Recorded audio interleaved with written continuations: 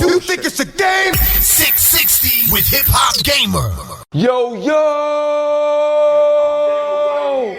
my brother, you already know what it is.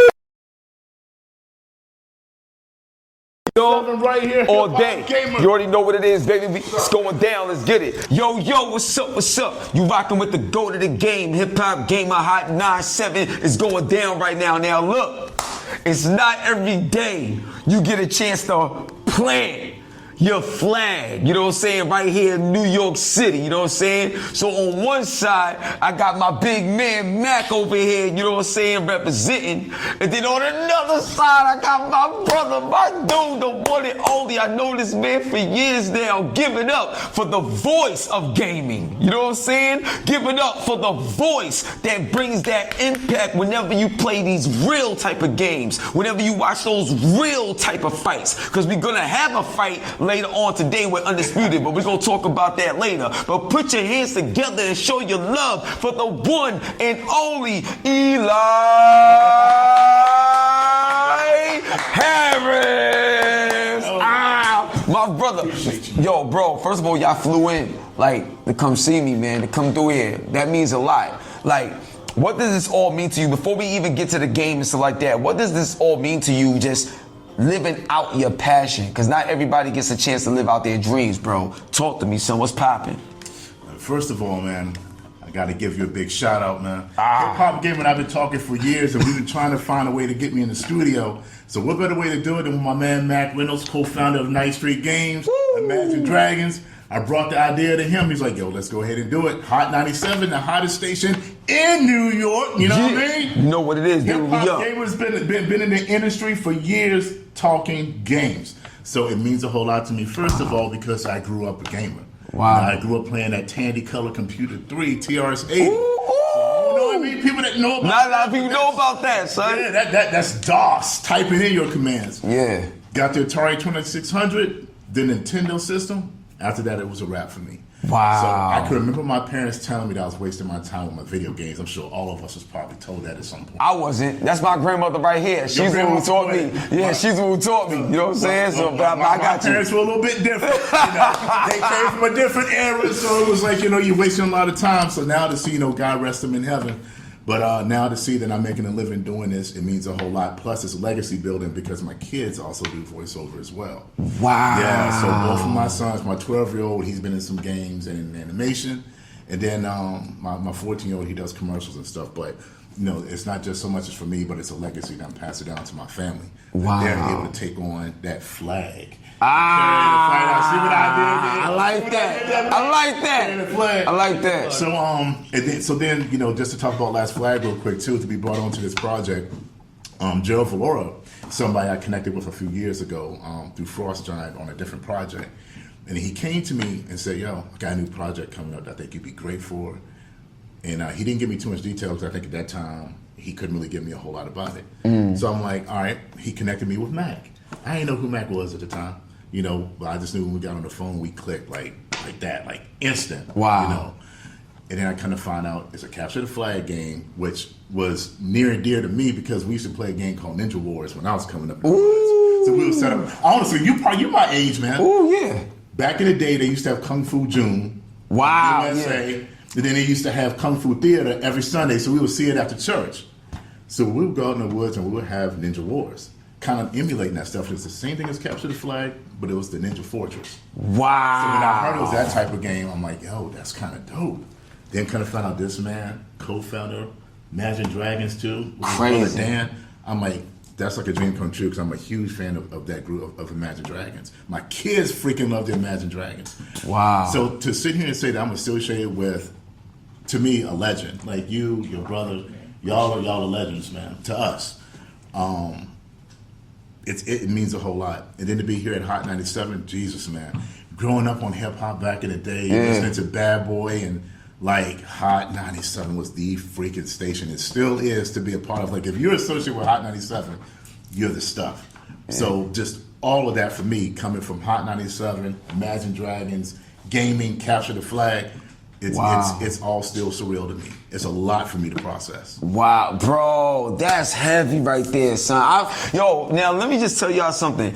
Every single time I see Eli, man, this dude, the way his spirit moves, the way he operates, man, it's hard not to love him. You know what I mean? Like this dude, and he also tries to look out for everybody as well as trying to do so much for himself. So he's one of those people that you got to protect at all costs. He's a one of one, period. That's why I love him, man. This is that dude right here. Big Mac, my dude. Listen, man, I got to talk to you, man. This is more of a two-part question. One, why Last Flag? Yeah. Why that game? And why Eli for this game? Okay. So Last Flag, I mean, it's a similar story to you. I grew up, Dan and I were in Boy Scouts growing up, right? So we spent a lot of time out in the woods playing Capture the Flag. And we grew up playing games. I grew up in I'm going to really date myself now. Commodore 64. Commodore 64 all day, son. Let's go. You know what I'm saying? This is crazy, son. Oh my gosh. And my parents were a little bit more like yours. I mean, they weren't like anti-games, but it was like 2 days a week. You know what I mean? So we were slamming very those limited. days. And we didn't have a Nintendo, so I played at my friend's house. We didn't have a Super Nintendo, played at my friend's house.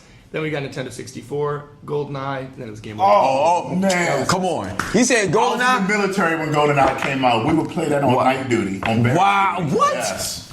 Nah. We gotta spin a chain on that. He said, we gotta spin a chain on that. That's our job right there. Go guns, baby. I got it, dog. So I grew up on games with my brother Dan. We thought a lot about being a kid and what that experience felt like, right? Like actually getting to sneak around, playing your flag anywhere you want. There's a ton of CTF game modes. Came out in the 90s, 2000s, tons of great games. Super fun, but none of them let you hide your flag anywhere. Right. So we were like, what is it? How do you have that freedom, that like thrill of nature, like being the hero, sneaking around the enemy lines, the psychology of it, of like thinking like, where are they going to hide the flag, you know? So that was kind of the genesis for it. The game took a lot of different kind of, iterations over the years. And now today, it's like a 5v5, third-person shooter, but it's real capture the flag. You hide it anywhere on the map, find the enemy flag, bring it to your base, defend it for 1 minute to win. Wow. Now, when I was looking at like just the rules of the game and how it go and stuff like that, my question to you, and I'm going to bring it back to you, Eli, but first, I want to know, how does music tie into the moment? Because that final minute, it seems like there should be like a major adrenaline rush and stuff like that. And you being who you are musically is like, come on. So my thing is, how does the music marry the gameplay? Break that down for me, bro. Yeah. So, I mean, it's funny because Dan and I were like, look, like we're not making a music game. Like that's so expected. Like that's not what we're looking to do. And then like you can't help it. It's in your. This is what I'm saying. You can't not. Go ahead. So Dan is making this whole soundtrack with this guy Dave Lomiller. He did the Battlefield, like all the sounds in Battlefield. Wow. He comes from like a metal background, just super cool dude.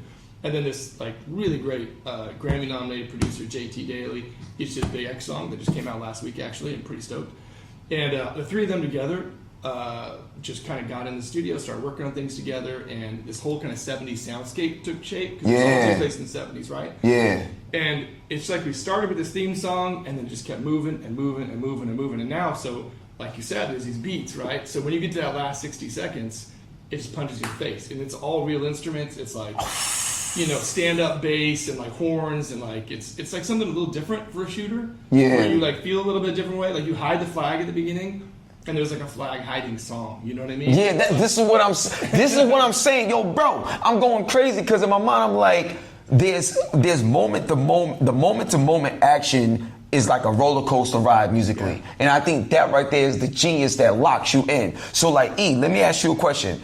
Why Last Flag as well for you? Because you're at the point where you could be like, I don't know if that's for me, or nah, this would be good. Like you can make them choices, you know what I'm saying? Because you're that good at what you do. So why Last Flag for you? And talk a little bit about your character and how you bring that character to life. Not just in your voice, but did you also contribute to like the style so you could feel like it's more like you when people control the character? Well, the first thing that made me want to be involved with the project, honestly, was after talking to Mac. Like, and I'm not just saying that. It's like I'm really big on chemistry and I'm big on building genuine relationships. And so the moment that Mac and I talked, there was just this genuineness and love and passion for the game that emanated from him. You know, I work with people where it's like it's their job to do a game, it's their job to cast or whatever, Right. and it's kind of like they don't really have any emotional investment in it one way or the other. It's just work. With him, it's passion. And I'm like, this dude really loves this game. Like, he was excited to tell me about it, you know. And then it was the character, Julius Reeves. Julius Reeves, let's go, baby. That Jordan's fire. But I saw the character and I asked Mac about. I said, Mac, is this based off of Bass Reeves, the bounty hunter? And Mac was like, you know, I'm not really sure, but I have to ask my guy Matthew, right? Yeah, it's a game director, Matthew. Yeah, Matthew. And he gets the credit here for sure. yeah, and Matthew, he confirmed it, of course, like, yeah. I'm like, yo, that's dope, because Bass Reeves was this badass bounty hunter back in the day. So now I'm voicing this character that is kind of inspired by this legendary bounty hunter. And then just the game itself is 5-on-5, man. Like, you have Overwatch and other games like that, which are great games, but this was something different. It was just different. And so it was like, for me, a no-brainer to be a part of. And then, of course, you know, when we got to doing the voice session for it and everything, Mac allowed me to bring some of my personality into the dialogue to make it more fun. Like, Mac and his team, they weren't restrictive. It's like they had some lines and everything, but then they're like, yo, if there's anything that you can bring to this to make it even more, go ahead and do it. Have fun with it. I love it when I get to work with creatives that allow you to be creative, because not everybody allows you to do that. Wow. So- No, you know what's interesting that you said that? I'm going to bring this back to you, Matt, but I want to tell you this. So I had Sean Layden on a show not too long ago, former CEO of PlayStation, right? And he's been in the game since 87, you know what I mean? And he was with Sony since 87 to 2019. And one thing that he spoke about was too many companies, especially nowadays, have too many finance people in leadership roles that creates a scenario where the creativity and the passion can get lost due to the bottom line. And sometimes the bottom line never reaches where it need to be, and hence why you see a lot of cancellations of games right now at a crazy rate. So it's just very interesting that, like, you're saying what you're saying in terms of not being restrictive when you're dealing with situations where people that's in a leadership position are actually creative and they want to see the best from you. That right there is important. So, Mac, when it comes to you and also working with the game's, you know, creative director, what was the goal of the 5v5 part? The reason why I'm saying that, because in my mind, especially I love basketball, I'm thinking about who's your starting five or what's your top five. When we talk about hip hop, who's your top five? Like, we have these things. So that 5-on-5 has a lot more meaning than just, you know, playing the game. So my question to you is, why was that number important to hit the 5v5? And also, if you had your choice, who's your top five? Like, musically and stuff like that. Who's your top five musically that if you could have these 5 people in your game, you would want to like go out and have that battle with? All right, I'm going to cheat. I'm going to start first. Let's go. Shout out to my guy Eli here. Let's go. I got to tell you about what it was like when we first talked the first time, because every other character, it's like an important thing, right? When you're picking like a voice actor, you're like thinking about who this hero is going to be forever. It's like a really heavy thing. And so usually we like listen to hundreds and hundreds of auditions. We go through this process. We do follow-up auditions. Didn't happen with Julius. Wow. Because Eli, we got the call, right? And I think what happened, we were talking and he laughed, right? That's what it was. He laughed. And I was like, no, this is him. Wow. Yo, stop playing with me. 100%. Yo, y'all heard that? 100%. When I tell you this dude different, I'm telling you, are you serious? I wish that conversation would have been recorded. I would have loved to have heard the laugh that landed the deal. That's crazy. It blew my mind. And also he's underselling what he did in our announcement video. Because at first we were like, yo, wait, hold up. Bro, I was going crazy. So like Eli was like, yo, you know it when you see it, but when it runs, make sure you go crazy. Because I'm in the theater and stuff like that, and the joint come on, I'm like, yo, you know what I'm saying? Going crazy, spinning the chain. Yo, bro, the trailer and everything, yo, you can sell anything, bro. Like, I'm telling you, like, that joint is crazy. So, but go ahead. You was breaking down the trailer. So he starts like, you know, the guy's like, the whole thing is about Julius, right? It's about this bounty hunter walking to get on. He's basically going on the show, and everybody's got their own reasons for being on the game show, right? Right. But this dude, he's like a marketer. Like, he knows his story, right? He knows where he's from. And so there's like a little bit of a swagger, and Eli was like, hey, should Julius be singing like a little scat to himself when he's walking or something? I'm like, just do it. So Wow. he starts going, and then he does that spin around. He's like, flag time, baby, and it's like, Oh, that's hot. it just drops right there. You gotta drop that line for him. Come on now. So to wrap it up, whether you're revisiting classics or diving into new adventures, there's always something fresh in the world of gaming. Remember to stay true to your roots and keep gaming for real. This is the GOAT of the game, Hip Hop Gamer, signing off from the 660. And remember, character is your currency. We out of here. Peace.